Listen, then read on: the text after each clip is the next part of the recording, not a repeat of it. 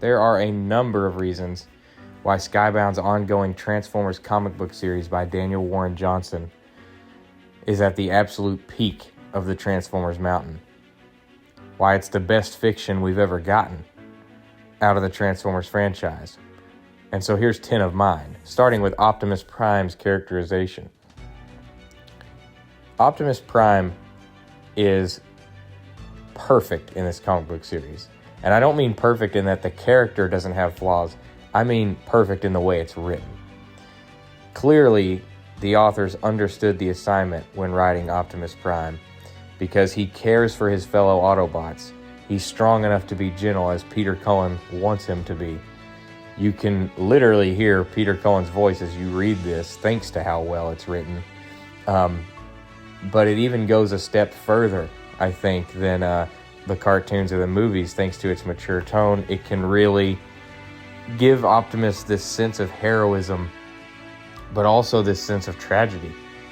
You can definitely feel the weight that the Cybertronian war between the Autobots and the Decepticons has on this version of Optimus. You feel very bad for him, but you want to cheer for him so much because right from the beginning of this comic book series, he cares for the humans. Even when he only knows them as small creatures, he immediately protects them because he believes freedom is the right of all sentient beings. And that's exactly what you want to see from Optimus. He fights reluctantly. Every time he defeats a Decepticon, it hurts him, but he knows that he has to in the name of freedom. And that is a dangerous but amazing Optimus Prime. We have this heartbreaking moment in issue 2 where Optimus accidentally steps on a deer. You know, a deer is an animal commonly hunted by a lot of humans, but this just shows Optimus's unwavering love of all sentient life, of all sentient beings. He is heartbroken by this, and it really brings the reader to tears because you just feel so bad for Optimus here. He didn't mean to. You know, he's a giant Cybertronian who's just landed on a new planet. And a concept that isn't touched on in much other Transformers media is how difficult it would be for them to adjust, especially an Autobot the size of Optimus. Spike comforts him, makes sure that he knows that it's a mistake, you know, that he's seen that it was an accident, but it doesn't change the fact that Optimus is heartbroken over the matter. And this deer moment will come back and play into Optimus's eventual devotion to the Earth that he declares. And that's such a big part of this first arc, Optimus's story of not only just defending the Earth because he's a good guy, but actually giving him reasons to care. Reasons to care about the beautiful planet he's landed on and to try to prevent it from suffering the same fate as Cybertron at the hands of the Decepticons. And that's why the characterization of Optimus is absolutely brilliant here. It's so richly layered without being overly complicated. After the hospital rescue scene, he even takes the time to show one of the patients, a little boy, how he can transform simply because that boy wants to see it. And that's the kind of wholesomeness that we want to see from the heroic Autobot leader. Definitely a fantastic iteration of Optimus Prime throughout this comic book series. Enough good things can't be said about it. Really, this Optimus Prime is more than meets the eye. Art style, definitely a big part of a comic book series, and the art style is absolutely popping off of the pages with this Skybound Transformers series. Daniel Warren Johnson has managed to draw this first arc in an absolutely brilliant way. The colors all pop. The G1 art style, but with the more brutal and serious overtones that it has, really mixes well for me and just, I think, speaks to Transformers fans in general. His ability to draw panels with the sound effects in the background, they always are so fun, but very descriptive at the same time. You know, the action scenes are fluid. They are natural to read. You can see the sequence of events. That's all because the art style is so well done. I mean, there's all these moments of the Transformers pulling wrestling moves on each other and everything else. You can definitely feel Daniel Warren Johnson's influence in the pages here. And it creates a really interesting blend. Like in this panel, for example, heavy metal used as a sound effect, almost to just create the tone for you, to let you know exactly what's going on. It's just really a lot of fun. It's really quite visceral.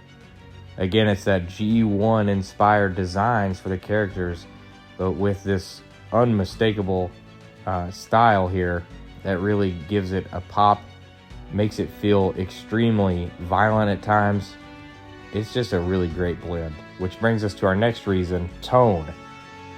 Kind of plays into the art style a little bit, but the overarching tone of this book really goes out of its way to draw you in. It's got mystery. It's got character drama. It's got everything that you could really want from a Transformers series. And for adult fans especially, but I think even for younger fans too, this is exactly what we've been looking for, in my view. It has its lighter moments, but overall it's definitely on the darker side of the Transformers franchise. Really makes you feel like the stakes of the war are extremely high, and that this conflict between the Autobots and Decepticons that has now come to Earth is violent, and it's tragic. That tone can be felt throughout, and that tone knows just what it needs to be throughout these first 6 issues. Which brings me to our next moment, jaw-dropping moments. This reason is reason number 4, and trust me, the series is full of jaw-dropping moments. Jazz's return in issue 4, shown here, absolutely floored me. I mean, of course I'm biased, I love Jazz, but the moment seriously is incredible. You've got the how do you feel about going on the offensive moment, where Optimus gets Megatron's arm that basically broke the Transformers community online and led to all these awesome toy pictures, which is just, I mean, come on. See an Optimus with Megatron's arm? Tell me your jaw didn't hit the floor. It's like in wrestling, it's like these OMG moments that you think about. They happen all throughout this comic book. The introduction of Devastator was another one where you're just like, oh my goodness. And again, it all relates back to that art style as well. It just feels so important. Optimus ripping his own arm off to save the humans from Skywarp in issue 3 was another insane moment. And trust me, all throughout this first arc, there's been moments like this. And I believe they're going to continue to happen into the next arc because they have defined every issue. Every month, you walk away with something in mind where you're like, how did this happen? And why was it so awesome?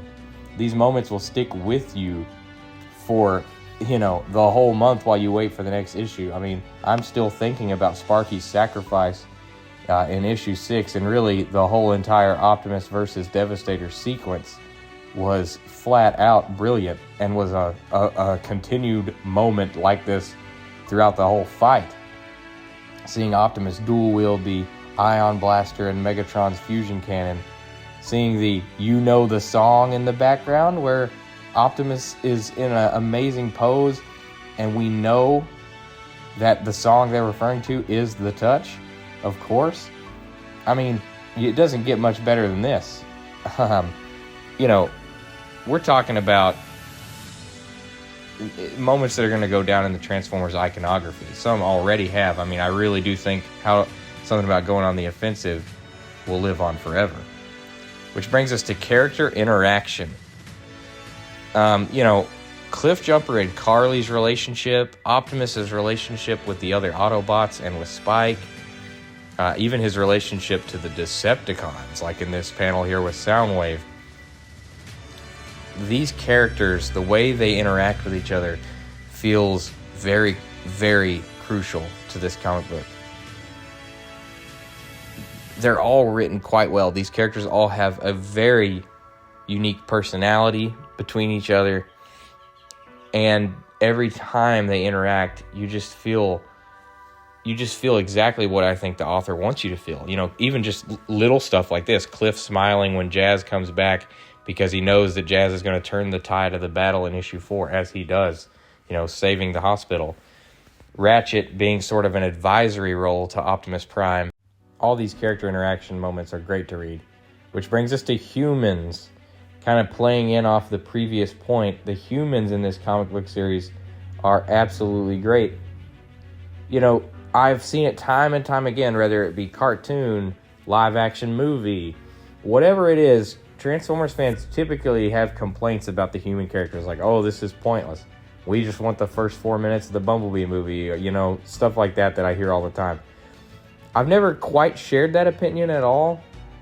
You know, I do think humans are important into bringing the conflict into Earth and, again, showing Optimus Prime the stakes, like I mentioned in my characterization point. But believe me, you will not get bored of the humans in this comic book series. Spike, Carly, and Sparkplug, the 3 main humans, are absolutely a treat. And you feel horrible when a Decepticon pulls something like this that you see on the screen and destroys a human, because you've grown to love the main human cast so much. Again, Carly and Cliff's relationship is really something special, and then Spike and Sparky's relationship with Optimus Prime is really brilliant. And Sparky's sacrifice that I alluded to earlier in issue 6 is just kind of this moment that says there's no difference between the Autobots and a good human. This is all about protecting each other, protecting what's right. Till all are one, you know, humans and Autobots together. And in a beautiful moment, because Sparky was the one who was most skeptical of them in the beginning. And that growth was incredible to see for the human characters. And the tragic ending of issue 6. Nostalgia is another key reason why this comic book is awesome. You know, nostalgia is something that gets criticized a lot as like, oh, nostalgia carries it. And that's the great thing about this series.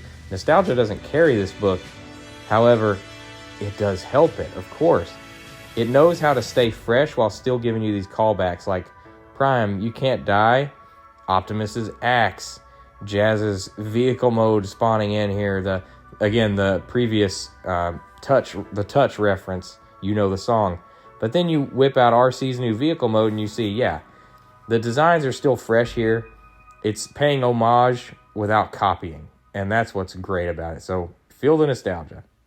You've also got an Autobot cast that I think is perfect.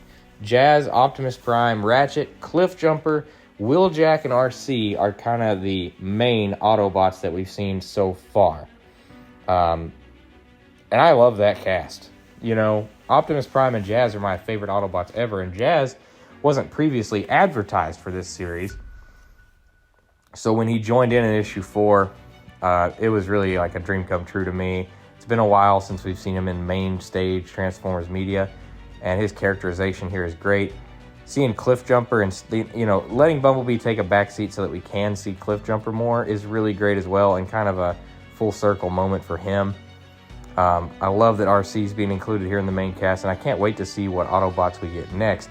Ratchet and Wheeljack's characterization is awesome. I really can't say enough good things about the Autobot cast, other than it's a pretty unique cast. It's not a lineup that you see together interacting all the time, but it feels right at home. And yeah, it's brilliant. Pacing. This comic book series can go 0 to 100 and back down so fast in a good way. It knows when the pacing needs to be there. All this that you're seeing on the screen is literally the flip of a page on issue 6 to show the chaos of the battle. But then what we see on screen now in issue 2 is when the comic slows down to provide some backstory in a conversation between Optimus and Spike. The series knows how to do both, and it always gets the timing of that pacing right, in my opinion. When it needs to feel chaotic and sporadic like war, it does. But war can also be long and atrocious. And when it needs to step back and have those deeper character moments, it knows how to do that too. Which brings me to my final reason, the stakes. let's just put it this way. The Decepticons have always been evil, but they are an absolute menace in this comic book series. And frankly, we've not even seen Megatron alive yet. Starscream literally tries to destroy a hospital full of sick children, which makes Jazz's return and subsequent stopping of his efforts quite heroic and really raises the stakes, not to mention Optimus's subsequent use of the Matrix to restore the power to the hospital. It takes just this one human building, a local hospital, and raises the stakes through the roof. You can all of a sudden feel the Cybertronian war has arrived on Earth. And, of course, by the end of our first arc, Optimus Prime, through all the reasons we've mentioned, now knows he must protect the whole Earth. And I promise, I will protect your son. I will protect the whole Earth. Thanks for watching, you guys. If you need to get caught up on any of the comics, I have full fan dubs of issues 1 through 6, and will continue to do every new issue as they come out. Thanks for watching. This is Autobot Dawson Gaming, rolling out.